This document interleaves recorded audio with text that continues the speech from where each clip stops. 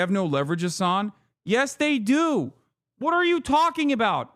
We are America. You know what leverage we have beyond endless political cover that we're offering Israel? We could literally do Iraq to Israel if we wanted to. I started feeding my dog her own eye burgers because you said you did, and it makes her so happy. Thanks, dude. Yeah, I don't know why dogs love eating their eye boogers, but...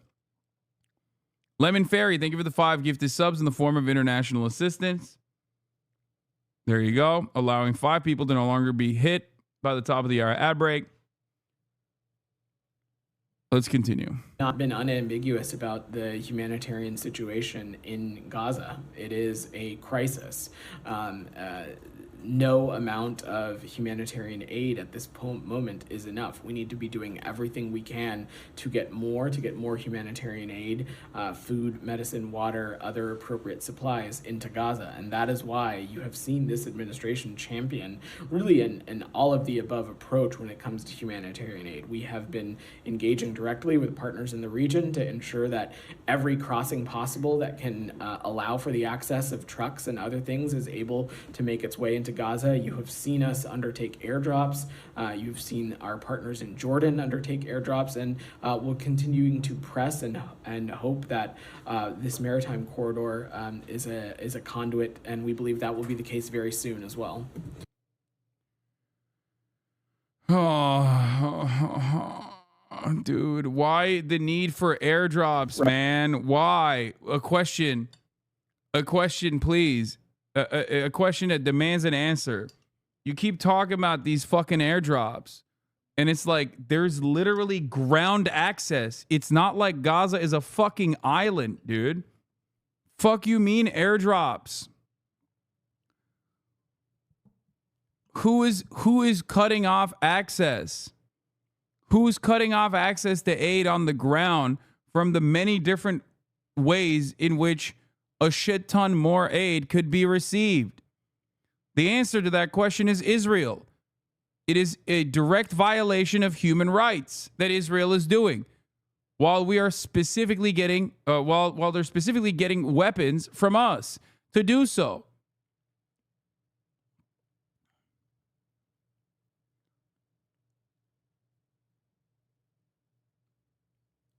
Yeah. Meanwhile, do you want to know what happens to the aid? Today at noon, Trachomia checkpoint. We did what we could to stop the hundreds of settlers from destroying food that was supposed to feed tens of thousands in Gaza, and for a moment it seemed that we succeeded. But there were only 2 of us. Next, we will reach hundreds.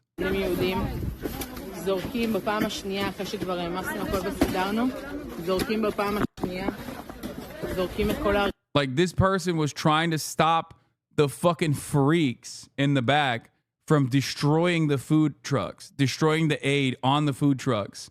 But unfortunately, because there are only 2 people, okay, 2 very kind individuals, the other people back there are the vile scumbags that fucking are destroying the food, the aid on top of the fucking aid trucks, the food trucks that are already being blocked from going into Gaza anyway. How insane is this? עם מטריות אינסטנט שהיו אמורות להגיע לעזה. זה מה שהם עושים. אפשר לראות שהצבא פה, המשטרה כבר הלכה, הצבא לא עוצר אותם, לא מעניין אותם, נותנים להם לזרוק את הכל.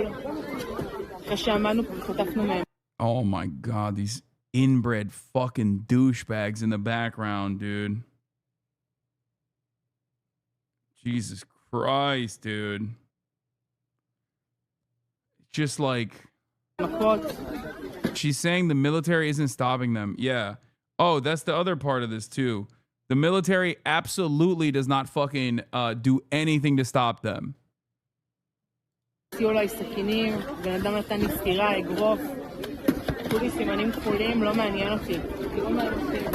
It's food. They're destroying food, chatters.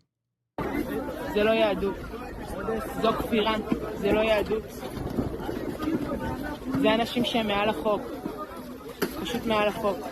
אם אנחנו לא נתעורר ונתנגד להם, הם האנשים שכבר מנהיגים את... Volabear, do you know what that logo is? I don't, I'm asking. or time without a OWO. I don't know if you're in the chat right now or not, but these are pogroms. Yeah, I mean, these guys love doing fucking pogroms. Like, that's their favorite shit.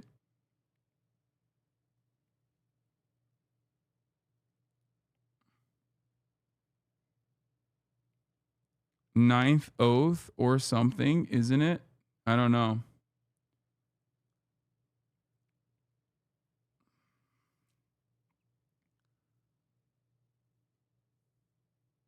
Why doesn't the media cover this? Bro, because this would make Israel look really fucking bad. What do you mean? That's why I say Israeli human rights organizations and even Israeli outlets from time to time do a better job covering these fucking freaks than American media does. Okay?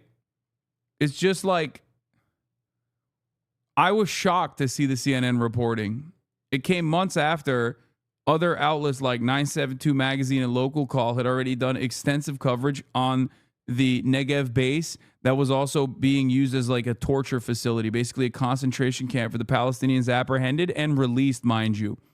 Okay? For months we've known that Sde Tayman, okay, has been used as a concentration camp, as a holding facility for any and every fucking male Palestinian they apprehend, that they humiliate and make sit on their knees and shit. You know how they like strip them and then act like they're all Hamas? That's where they ship those dudes off to. They're all civilians for the most part. They ship them there and they ship them there and then they torture them there and then they release them, knowing full well that it doesn't even matter because the media doesn't give a shit. They're not going to cover it, except the CNN did actually cover it finally after months and months and months. But you know who covered it first? Israeli media. Israeli investigative reporters covered that shit way before CNN did.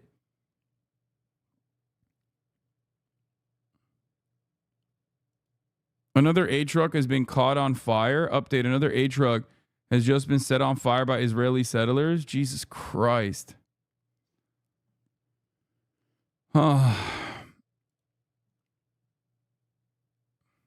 אנחנו במחסום תרקומיה.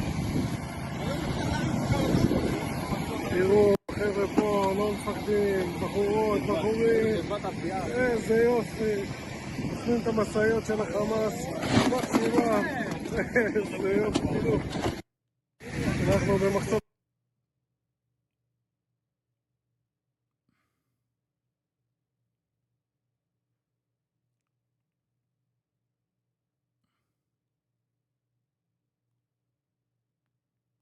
Meanwhile, on the other hand, on the offensive front, the IDF is literally fucking shooting.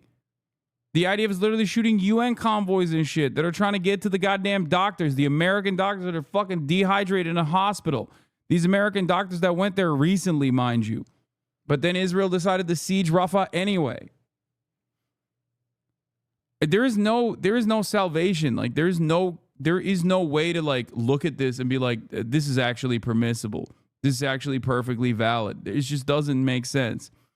Here's the translated article from BM. I really hate you. Two brave Israeli women tried to prevent the state-backed settler mob from destroying aid sent to Gaza this morning. Unfortunately, they were helpless in front of the hundreds of bloodthirsty maniacs. Attaches their full account from today.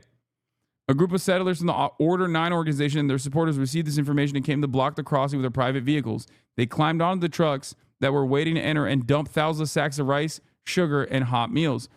At the same time, there were very few security forces and police on the scene who did nothing to stop the destruction but stood aside, even when the social activists Neta Hammi Tabiv and Sapir Slutzker Imran asked for their help and were threatened with knives. One of the settlers even attacked Slutzker Imran and slapped her with his fists, but the policeman ran away. The policeman ran him away. They refused to detain him, and he returned to the destruction backed by the police. Although the whole event started already at 10 in the morning, the police did not call for additional forces and did not try to block the arrival of the criminals, including minors and armed settlers.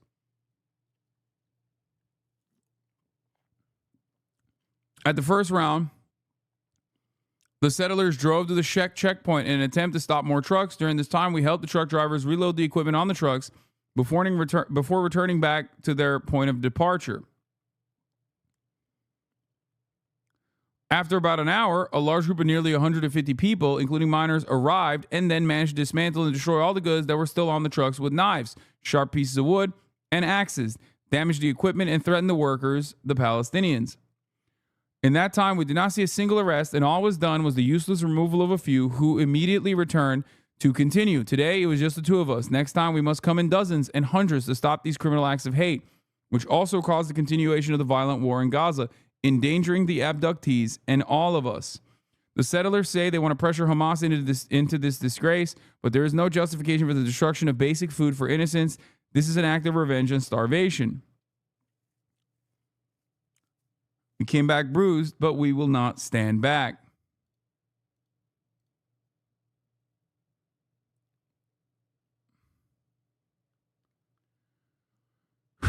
It's Google translated from their Facebook post earlier today.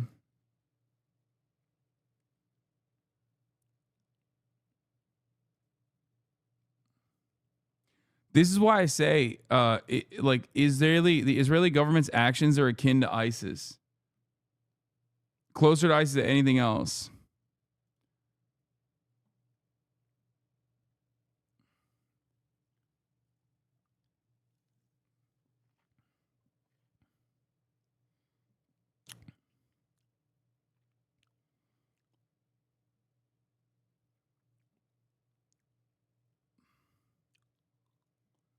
Is there any way to make media like CNN report on shit like this, mass tagging them on social media? It's sad to say, but the only way that you can get the media to ever cover this shit properly is when it goes viral on TikTok. Like the Ohio, Palestine, Ohio derailment. Because, I mean, and even then, rarely do they ever actually cover it.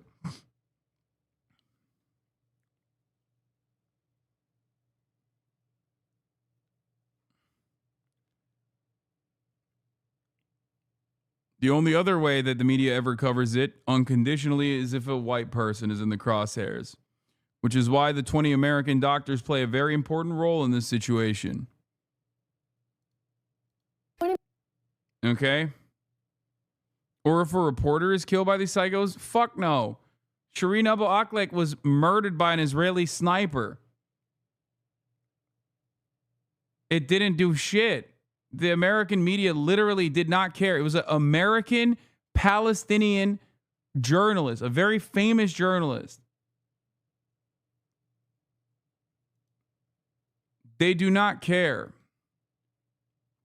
The Associated Press building was blown up by Israel in that same time frame. The American media did not care. The only reason why the attitude has changed is because there is a dramatic amount of coverage now outside of mainstream media. So the media has to respond to it because they do still have to maintain the at least like the aesthetics. They still have to maintain the aesthetics that they are like relatively impartial. Or that they are doing their very best to offer coverage on all fronts. Because if they don't do that, every day that they don't do that, less people trust them. More and more people leave mainstream media. So that's why there's a little bit of a give and take. White House comments on the video. The White House National Security Advisor Jake Sullivan said that the Biden administration is examining what tools we have to respond to the blocking of aid trucks from Jordan passing through Israel on the way to Gaza by right-wing activists.